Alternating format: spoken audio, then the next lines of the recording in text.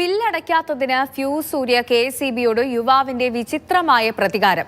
കാസർഗോഡ് നഗരത്തിലെ വിവിധ ഇടങ്ങളിലെ ഫ്യൂസ് ഊരി യുവാവ് ചൂരി സ്വദേശി മുഹമ്മദ് മുനവറിനെ പോലീസ് കസ്റ്റഡിയിലെടുത്തു. സാരംഗ് സുരേഷ് കൂടുതൽ വിവരങ്ങളുമായി ചേർന്നു. സാരംഗ്, വല്ലാത്തൊരു പ്രതികാരമാണല്ലോ. ഈ മുനവറിനെ എവിടെ നിന്നാണ് പോലീസ് കസ്റ്റഡിയിലെടുത്തത്? ഇക്കഴിഞ്ഞ ദിവസമാണ് ചൂരി സ്വദേശിയായ മുഹമ്മദ് മുനവറിന്റെ വീടിന്റെ ഫ്യൂസ് ഇത്തരത്തിൽ ബില്ലടയ്ക്കാത്തതിനെ തുടർന്ന് KSEB അധികൃതർ വെച്ച് വിച്ഛേദിച്ചത്.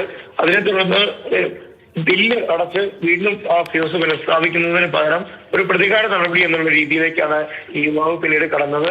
ഇന്ന് രാത്രിയോട് കൂടിയാണ് കാസർഗോഡ് നഗരത്തിലെ വിവിധ ഇടങ്ങളിലെ വ്യാപാര സ്ഥാപനങ്ങളിലും അതുപോലെ തന്നെ വീടുകളിലും ട്രാൻസ്ഫോമറിൽ അടക്കം ഈ യുവാവ് ഫ്യൂസ് മാറ്റിയത്.